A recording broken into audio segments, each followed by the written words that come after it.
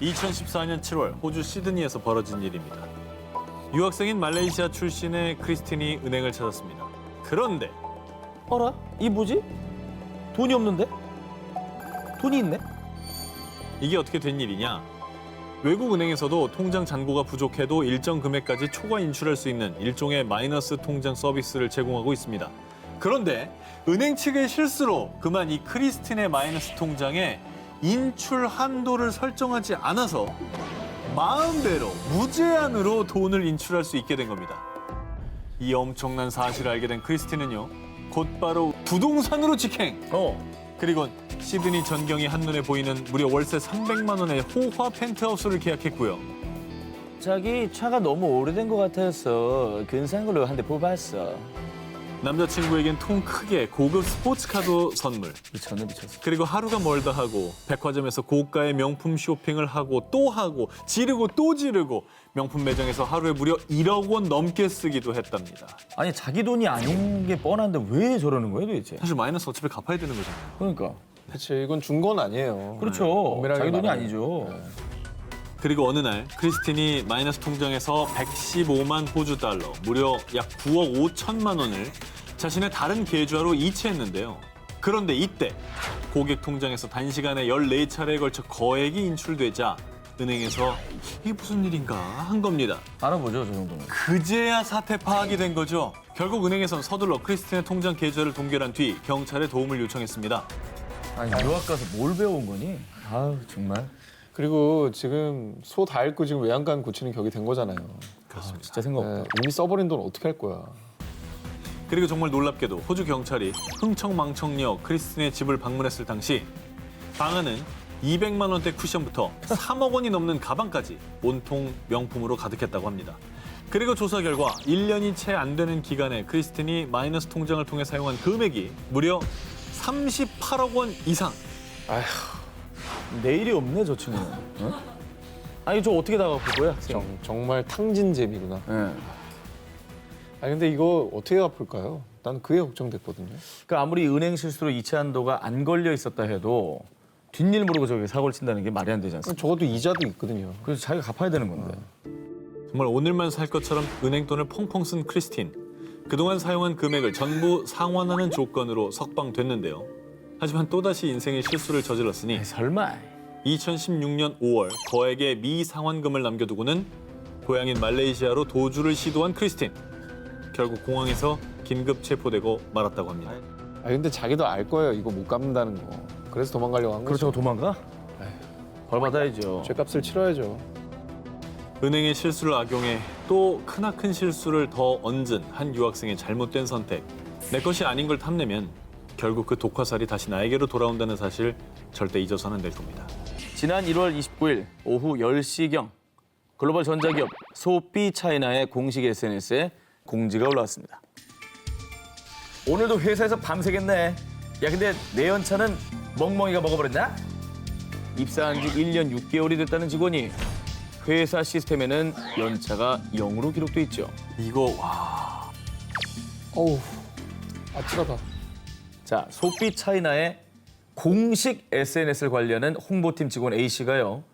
회사 시스템에 본인의 연차가 누락된 걸 알고 자기 개인 SNS에 신세 한탄을 한다는 게 그만 본인 계정으로 착각을 해서 회사 뒷담화 글을 올린 겁니다. 아 이거 와.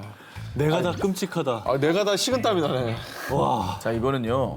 아시겠지만 올렸다가 아이고 지워도 그만 퍼집니다. 그렇죠. 저 어떻게 됐어요, 저 사람? 몇 시간 뒤 해당 글을 빛처럼 삭제시킨 소피 차이나. 그리고 다음 날 아침 7시. 홍보팀 직원이 계정 바꾸는 걸 깜빡했습니다. 회사 연차 시스템도 고장이 나서 발생한 일입니다. 그리고 다행히도 당시 누리꾼들이 쉴드까지 쳐줬으니 그 직원 절대 해고하면 안 됨. 1년치 광고보다 이번 해프닝이 홍보 효과가 더 컸어요. 참 다행이다. 라며 실수한 직원을 감싸줬다고 합니다. 제가 볼 때는 그날 밤에 일단 자기 개인 계정은 탈퇴하고 삭제했을 겁니다, 아마. 와, 저거 어떡하냐, 저 사람, 진짜. 여러분 실수 안 하고 사는 사람 없다지만은 그래도 조심 또 조심. 특히 뒷담화는 더욱 조심입니다. 입니다. 2017년 전 세계인들을 심쿵사하게 한 치명적인 실수. 바로 영상으로 확인하시죠. 이거는 뭐. Time the question is how do democracies respond to those scandals? 또 이날 유치원에서 생일 파티를 하고 돌아와서 잔뜩 신이 난 상태였다고 합니다. 생일 파티도 하셨어요? 아이고. 신날만 하네요. I mean, shifting sands in the region. Do you think relations with the North may change? 갑자기 둘째까지 들어와 버립니다. 야, 저 너무 웃겼어. 고양이 타고. 아, 근데 둘째 아기 들어올 때 심쿵사했어요. 같이 따라 들어왔잖아. 그래서 엄마가 슬라이딩해서 들어와 버리시죠. My apologies. 왜 그래? For the region. 엄마 왜 그래? My apologies. 집중이 안 되시겠네요. 집중이 안 되시겠네요. North Korea, South Korea's policy choices on North Korea have been 하필 severely 주제가 너무 무거운 주제였어요. 자, 이 방송사고 이후 한 인터뷰에서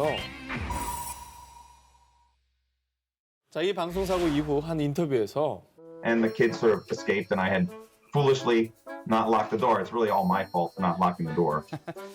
하지만 이 방송 실수 영상은 단 일주일 만에 BBC 얼굴책 계정에서 8천만 회의 조회수를 기록했습니다. 더 재미있는 건 이 영상을 본 전 세계 누리꾼들이 패러디 열전을 펼쳤는데요. 상황이 반대가 됐죠. 반대로 하셨네요. 반대로. 네, 어른이 난입합니다. 아이디어 좋네. all the time. The question is, how does the Imperial fleet respond? 야, 구조도 똑같이 해놨어. One of your droids is just one.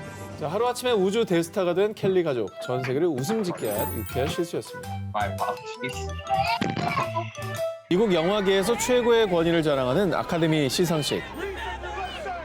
2017년 아카데미 시상식의 최고의 영예인 작품상을 두고요. 영화 라라랜드와 문라이트 등이 노미네이트돼 경쟁을 펼쳤습니다. For Best Picture. La La Land. 자, 영화 라라랜드가 호명된 순간 주인공인 엠마 스톤과 라이언 고슬링 등 배우와 제작진들은 서로를 부둥켜 안으며 감격했고요. It is time for 라라랜드 너무 좋았잖아. 좋았죠. 저 영화는 받을만해요. Lionsgate. Thank you. 한박 웃음을 지으며 한 명 한 명씩 수상 소감을 전했습니다. Thank you to Jamie Feldman. 그런데 이때 갑자기 헤드셋을 착용한 제작진이 무대 위로 등장하더니 갑자기? 시상자가 발표한 큐카드를 확인하는 겁니다. 그리고 또 다른 큐카드와 비교하기 시작했는데요.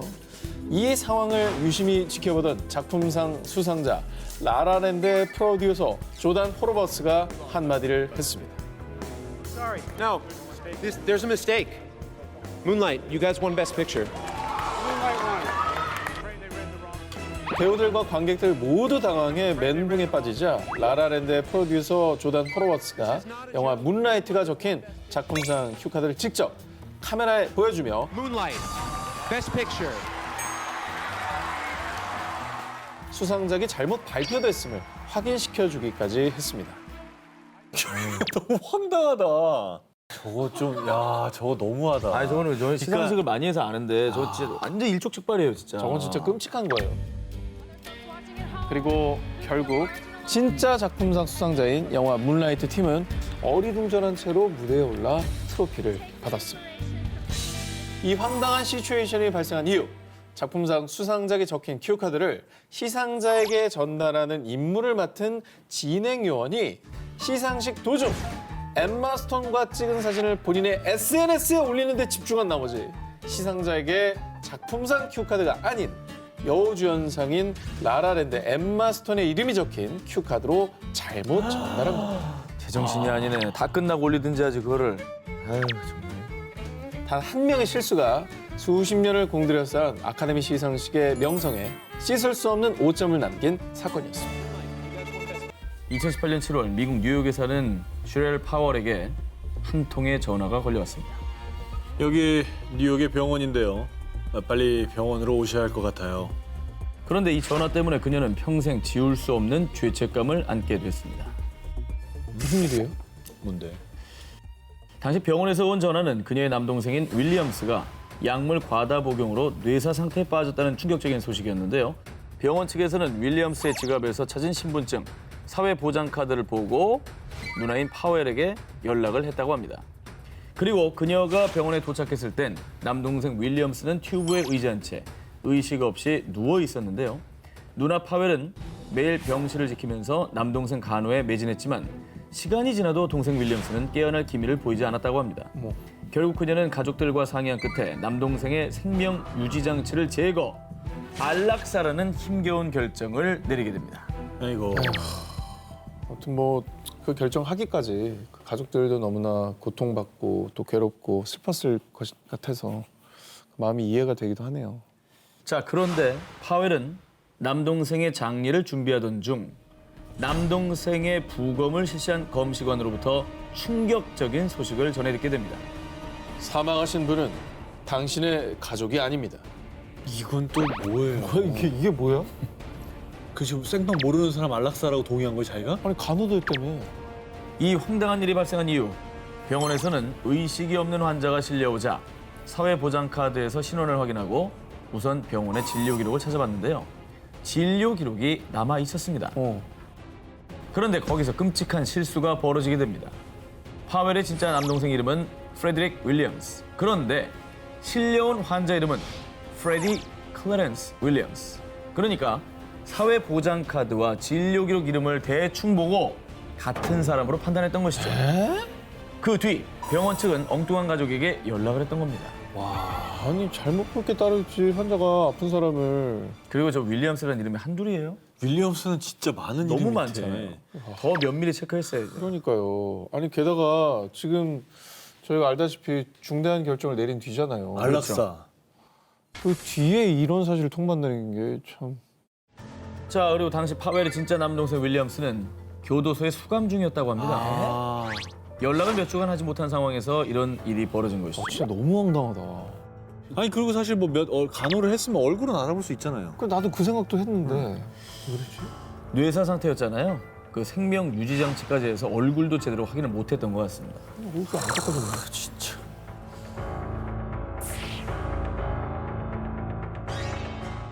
(2019년 5월 8일) 이탈리아 나폴리에 위치한 산 카를로 오페라 극장에서 이탈리아의 세르지오 마타렐라 대통령, 스페인의 펠리페 6세 국왕, 포르투갈의 마르셀루 헤벨루 도소자 대통령이 모여 3개국 디지털 기술협력회의가 열렸습니다. 이탈리아 측은 이 뜻깊은 자리를 위해 무척 공을 들여서 행사를 준비했는데요. 자, 그리고 드디어 대망의 행사 당일 청소년 합창단과 오케스트라가 함께 무대에 올라 각국의 국가를 합창했는데요. 그런데 스페인 국가가 장엄히 울려 퍼진 바로 그때. 불안불안하다. 그러니까.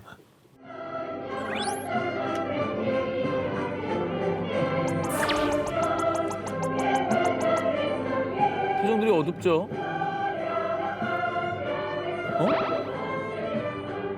자, 무대를 지켜보던 스페인의 펠리페 6세 국왕의 얼굴이 다소 굳어졌고요. 이거 왜 그러지? 보통 자기네 나라 국가 나올 땐 좀 밝은 표정인데.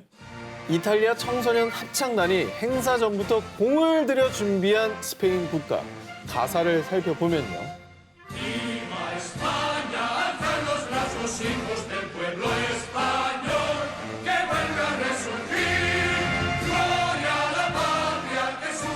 라는 내용이 나오는데요. 사실 이 가사는 스페인에서 철권 통치를 휘두르던 독재자 프랑코 시대에 재창된 가사로요. 즉, 독재를 옹호하는 전체주의 성향을 띤 것이었습니다. 이후 스페인 국가는 원래대로 가사 없이 멜로디만 남게 되었는데요. 얼마나 싫었으면 가사를 빼버렸겠습니까? 그런데 금기시된 프랑코 시대의 국가를 스페인 국왕 면전에서 열심히 연습을 해서 합창단이 떡하니 부른 겁니다. 화음 맞춰가면서. 와 이거는 완전 와. 그러니까 의도한 건 아니지만 의도하진 않았겠죠. 이게 잘 몰랐던 거예요. 이 사실. 이거는 대사 소환 정도 할 수 있는 외교 문제였는데. 결국 당시에 스페인 외교관은 이탈리아 측에 강력하게 항의했고요. 이탈리아의 세르지오 마타렐라 대통령은요. 행사 주최자가 실수했습니다. 라며 사과의 뜻을 전했습니다. 그리고 당시 해당 영상을 본 이탈리아의 누리꾼들도 이건 미친 짓이야. 이건 이탈리아의 수치다. 라며 크게 분노를 했다고 합니다. 자칫 외교 분쟁까지 초래할 수 있었던 치명적인 실수. 다시는 이런 황당한 외교 결례를 범하지 않도록 더욱더 신중해야 할 것입니다. 2010년 2월 24일 열린 2010 밴쿠버 동계 세계 스포츠 대회. 스피드 스케이팅 남자 1000m 경기. 사람들은요, 빙속 황제, 네덜란드의 스벤 크라머 선수가 당연히 금메달을 차지할 것이라고 예측했는데요. 경기가 시작되자 무서운 속도로 빙판 위를 질주한 크라머 선수. 2등보다 무려 4.05초나 빨리 결승선을 통과. 와우. 와. 올림픽 신기록을 세우며 기쁨의 만세를 불렀습니다. 그런데 말입니다. 몇 분 뒤 스피드 스케이팅 남자 1000m 메달 수여식에서 금메달을 목에 건 주인공은 크라머 선수가 아닌 왜? 대한민국의 이승훈 선수였습니다. 맞아. 이거 사실 이승훈 선수가 깜짝 금메달 하면서 맞다. 크라머 선수가 4초가 넘게 빨리 들어왔는데 맞아. 금메달이 아닌 이유. 스피드 스케이팅의 경우에는 인코스와 아웃코스를 번갈아 타는 게 규정이지 않습니까? 그렇죠. 그런데 경기 도중 크라머 선수가 단 8바퀴를 남겨둔 상황. 이때 아웃코스로 향하던 크라머 선수는요. 게라드 캠캐스 코치의 인코스 사인을 보고 급하게 인코스 레인으로 들어가 쾌속 질주를 합니다. 그런데 사실 이때 크라머 선수는 아웃코스를 탈 차례였습니다. 아이고야. 결국 인코스를 2번 탄 크라머 선수는 최종 실격 처리가 되고 만 거죠. 그러니까 룰을 어긴 거구나, 본의 아니게. 근데 원래 코치가 그거 하거든요, 사인을. 코치가 헷갈린 거네요. 당시 캠캐스 코치는 크라머 선수에게 2위인 이승훈 선수와의 시간차를 알려주려고 지시판에 글을 쓰다가요. 크라머 선수가 이미 아웃코스로 레인을 바꾼 것을 못 보고 인코스로 옮겨 타야 한다고 착각한 겁니다. 경기 후 캠캐스 코치는 모두 제 실수고 제 책임입니다. 형편없는 실수를 저지르고 말았습니다. 라며 자신의 실수를 인정하고 자책했습니다. 이후에 이 코치와 선수는 어떻게 됐을지 궁금한데요. 이미 벌어진 일입니다. 이 일로 좋은 지도자와 헤어질 수는 없습니다. 계속해서 캠캐스 코치와 함께 하겠다고 밝혔습니다. 그리고 무엇보다 코치 실수로 룰을 어겼다고 하지만은 스포츠의 룰이 또 중요한 거잖아요. 그 규칙을 다 지키는데 혼자만 예의가 될 수 없고요. 끝까지 룰을 지켜서 열심히 탄 이승훈 선수도 충분히 금메달 자격이 있는 것 같습니다. 당연하죠. 그럼요. 당연하죠. 네. 네.